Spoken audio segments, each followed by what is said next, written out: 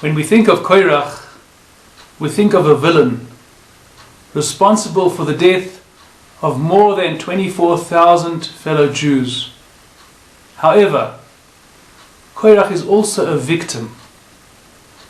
Imagine a missile fitted with a warhead that hits a house. It destroys that house completely. If that same missile hits a car, that's the end of that car. And all the more so if a missile like this hits a person, so it will totally destroy this person. There is just such a missile within our very own personalities. That missile is called jealousy.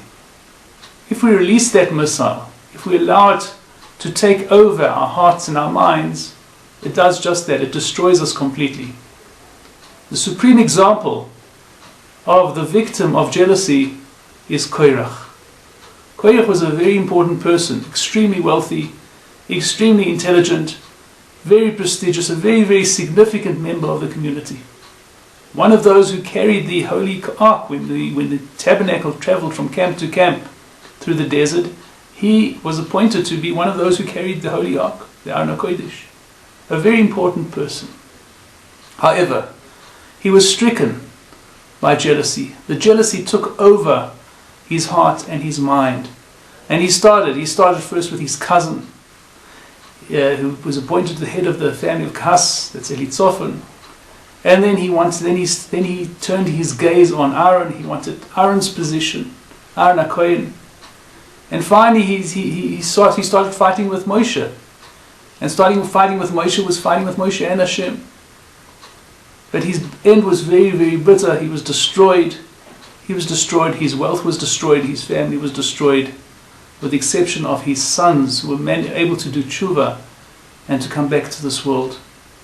And his followers, many of his followers, were totally destroyed. And as we mentioned, with 24,000 Jews, over 24,000 Jews in his wake.